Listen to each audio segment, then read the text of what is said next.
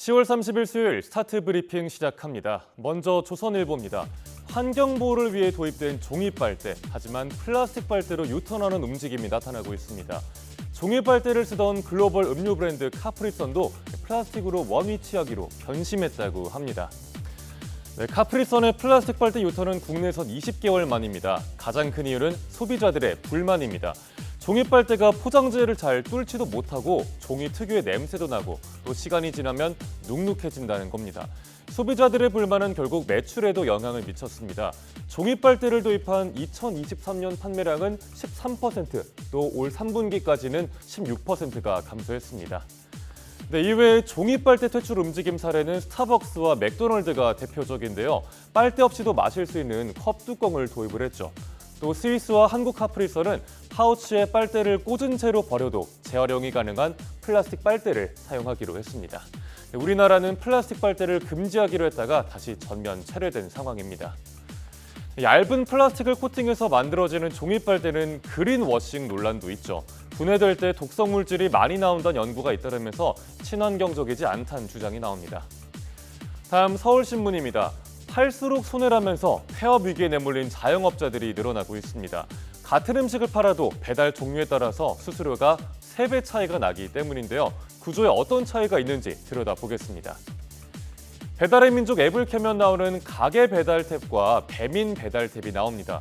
이 둘이 어떻게 다른지 알고 계시나요? 가게 배달은 배민이 주문 중개만 하고 배달은 점주가 책임지는 방식이고요. 배민 배달은 주문 중개는 물론 배민 자체 배달 기사까지 활용하는 방식입니다.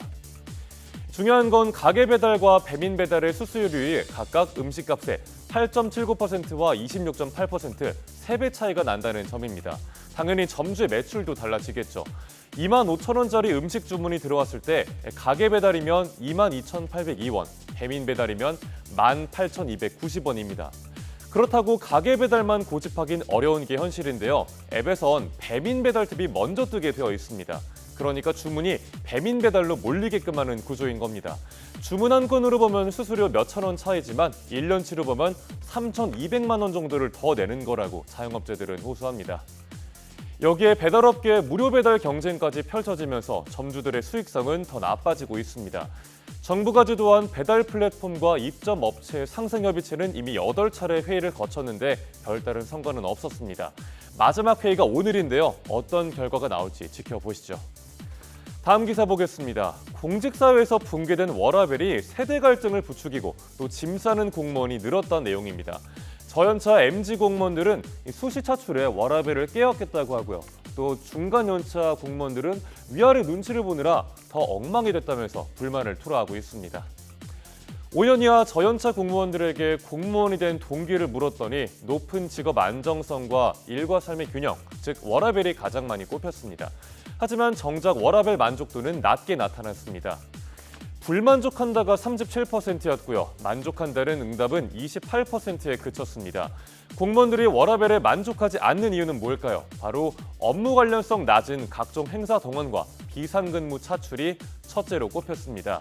저연차들은 수시 차출과 야근에 치인다면서 불만이고요. 중간 연차들은 MG면 오히려 여기저기서 챙겨주는데 우리처럼 낀 세대는 눈치 보느라 워라밸이 더 엉망이라고 토로합니다. 최근 2년간 5년 이하 저연차 공무원 2만 7천 명, 또 5에서 10년 연차 6,400명이 공직을 떠났습니다.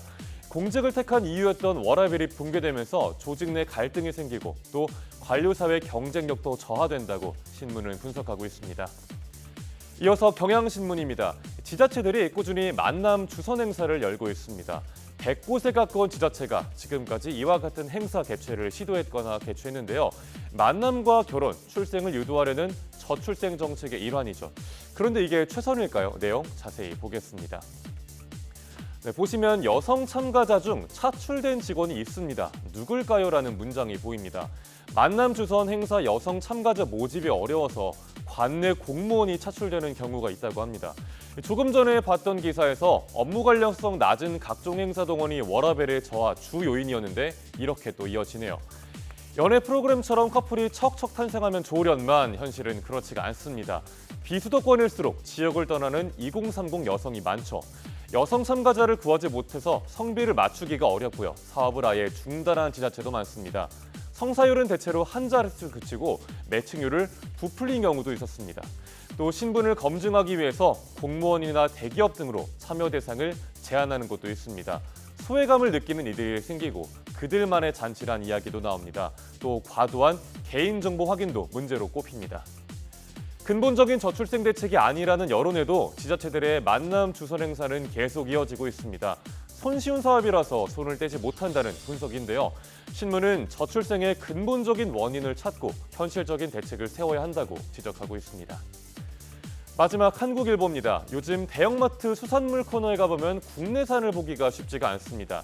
절반 이상이 수입산인데요. 그래서 신문은 온난화 셰프가 만든 다문화 밥상이라는 제목을 붙였습니다. 수산물 코너가 다국적 연합군처럼 변한 이유, 바로 따뜻해진 바닷물 때문에 국내 어획량이 뚝 떨어졌기 때문입니다. 대표적인 게 지금 보시는 오징어죠. 씨가 말라서 전멸 수준이란 말이 나옵니다. 4년 전만 해도 생산량이 약 5만 7천 톤이었는데 올해에는 8천 톤가량에 그칩니다. 올가을엔 10년 만에 전어회를 없어서 못 파는 상황까지 나왔죠. 그래서 대형마트들은 아프리카산 문어회, 포클랜드산 오징어, 포르투갈 볼락과 대만 꽁치 등 해외 각국에서 수산물을 들여오고 있습니다. 한편 신기술로 기후변화를 극복해보려는 시도도 있습니다. 육상에서 김을 양식하는 연구가 진행 중인데요. 하지만 농산물은 뾰족한 해결책이 없다고 합니다. 날로 심각해지는 기후위기가 우리의 밥상 풍경도 바꾸는 상황입니다. 10월 30일 아침 신문 살펴봤습니다. 지금까지 스타트 브리핑이었습니다.